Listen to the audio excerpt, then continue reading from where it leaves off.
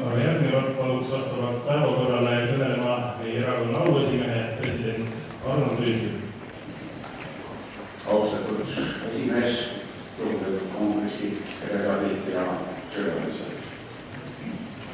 Inimkond on üle elanud enam kui 14 000 suurt ja väikest sõda. Need on meid nõudnud enam kui 4 miljardit inimest. Peale teist maailmasõda alanud võidu relvastamisele on maailm kulutanud 10 miljardit dollarit. Ja selle asemel, et seda raha kulutada oma rahva elujärje parandamiseks. Täna elame väga plahvatuslikus ja ohtlikus maailmas. Lokaalsete sõdade ja relvakonfliktide arv on aastaga kasvanud. Ei puudu ka otseselt tuumarünnakuga ähvardamised. Muretsema peame eelkõige väga agressiivselt heitamisega Põhja-Korea pärast. Kui globaalne suurriikide ühisvõime on võimeline agressi korraldama.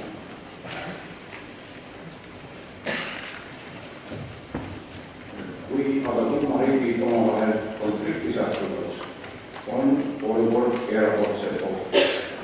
Pean silmas olukorda Süürias, kus riigis rekordne massikäivitusrelvade kasutamine. Ükskõik, kes vastutab selle teo toimepanemise eest, tegemist on äärmiselt ränga inimsuse vastase kuriteoga. Tegemist on sõjaseaduste ja tavade rikkumisega. Teatavasti sõja kuriteod on vastavalt rahvusvahelisele õigusele kaasa individuaalse kriminaalvastutuse.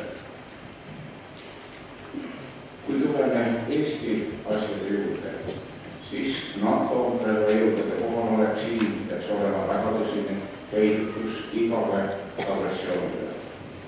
Soovida alustada kolmandat maailmasõda või panema erakordselt sügumatud käitumisega riigijõud. Oleme taasiseseisvunud Eesti riikides esindanud juba rohkem kui veerand sajandi. Tänu meie inimeste töökusele oleme oma majandusarengu poolest jõudnud maailma edukate riikide hulka. Samal ajal kuulub aga õnnelike riikide peres, mille viimaste andmete kohaselt alles 66 koht. Oleme maha jäänud ka Lätist ja Leedust, rääkimata Soomest, kes on selles viies 5. kohal. Oma elu korraldamisel peale taasiseseisvumist oli meil võimalik valida erinevate arengumudelite vahel.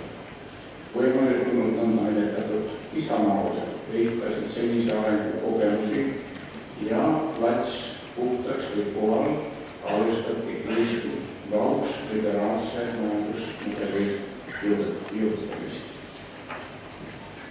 Võtsime kasutusele proportsionaalse tulumaksu, kasvas tootlikkus, suurenesid palgad, vähenes tööpuudus ja me saavutasime majanduskasvu näitajaid, mis olid Lääne-Euroopale kallus hüvatuses.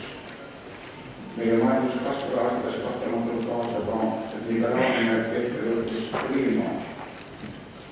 Näiteks analüüsikeskuse British Foundation poolt väljatöötatud majandusvabaduse indeksi edetabelis oli Eesti aastal 2005 4. kohal. Meid edestasid Hongkong, Singapur ja Luxemburg. Meid tunnistati isegi selliste kiidusõnadega, et oleme uute Euroopa Liidu riikide seas kõige konkurentsivõimelisem riik. Kui 1994. aastal kehtestati Eestis võrdne maksumäär nii üksikisiku sissetulekule kui ettevõtete kasumile, siis aastast 2000 otsustati ettevõtete tulu mitte maksustada. Aktsionärid seda tuluna välja ei võta. See samm pidi järgitama ettevõtted oma tulu reinvesteerima. Kuigi aastal 2005 märgiti Eesti majanduskasvuks 7,2%. Jäi taandarengusse põllumajandus -3,3%, kalandus -15,7% ja metsandus -15,9%. Need arvud näitasid meile, kuivõrd kreenis oli meie üliliberaalne majandus. Kuid tolleaegsed juhid ei soovinud nende ohumärkidega arvestada. Täna peame kahjuks tõdema, et meie väga paljus odavale tööjõule ja laenurahale põhinev majandusmudel on ennast ammendanud. Meie majanduskasv oli 4% piires. Meie sotsiaalsfäär vajab tõsist tuge. Need muutused vajavad aga veedureid, kes on valmis seda rasket rongi vedama. See nõuab tahet ja aktiivset tegutsemist, et muuta kehtivat majandusmudelit, millest meil aga nii kramplikult kinni hoitakse. Teatavasti käsitleti tüüpiline majandusmudel inimeste heaolu sõltuvana nende sissetulekust, kuid jätab kõrvale sotsiaalsed vajadused. Mida siis valida? Kõige targem on õppida teiste edusammudest. See aga nõuab teadlaste kaasamist ja ma usun, et just EKRE-l on võimalus seda edasiliikumisteed Eesti rahvale välja pakkuda. Ma tean, et on palju vaieldud selle üle, kas liituda tuleks Põhjamaadele omase sotsiaaldemokraatliku heaolu ühiskonna või neoliberaalsetele ideedele baseeruva majandusmudeli jätkuva kohandamise vaimus Eesti oludes. Juurutatav majandusmudel on teatavasti püütud rakendada Pinochetijärgses Tšiilis ja Reklauski ja nüüd peaminister Šoivaja Tšehhis. Nagu me teame, head kogemust rahvusvahelisele üldsusele nimetatud eksperimendid ei paaninud. Pärast sõjaväekse Saksamaa ja nõnda nimetatud Põhjamaa on rakendatud partnerlus konsensus kapitalismi mudeli. Eestis on erakondi, kes on püüdnud selle mudeli poole, nimetame siinkohal sotsiaaldemokraate, enda koondtelefonida. Kui rääkida kolmandast mudelist, siis nõnda nimetatud riikkapitalismi kõige ehedamas näiteks peetakse ühendamine. Eesti jaoks majandusmudeli valides peame endale arvama, et see valik nõuab laiemat konsensust, millega peab kaasa tulema meie Riigikogu enamus. See ei ole aga kerge.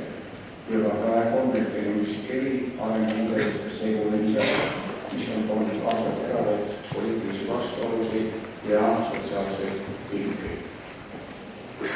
Me oleme väike riik ja eeskujusid tuleb otsida ka väike riikide hulgast. Jagame arvamust, et üheks võimalikuks eeskujuks võiks meil olla Iirimaa, mis vastab silma majanduse kestva kasvutempo poolest ja kus väga eduka perepoliitika lõpetamisena tulemusena on saavutatud Euroopa suurim sündimus. Iirimaa kiire areng põhineb küll liberaalsel majanduspoliitikal, kuid seda on toetanud tugev sotsiaalpoliitika ja mõnede majandussektorite riiklik reguleerimine. Iiri majandusmudeli iseloomustab kui segamudelit, kus liberalismi on täiendanud uus keynesiistlike põhimõtetega. Kui võrrelda Iirimaa arengut Kagu-Aasia hiigelriikidega nagu Hongkong, Singapur ja teised, siis olulisteks erinevusteks on just Iirimaa sotsiaal- ja regionaalpoliitika. Selline areng peaks sobima ka Eestile. Kui arengu prioriteedi pannakse paika riikliku ja riiklike arengukavade ja seadustega.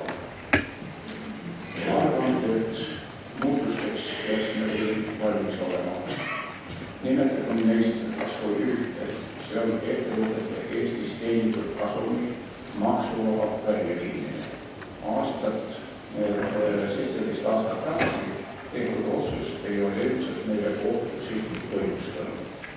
peamine soov unelm oli, et ettevõtted saadud kasumid meie Eesti riigi arengusse, riikidest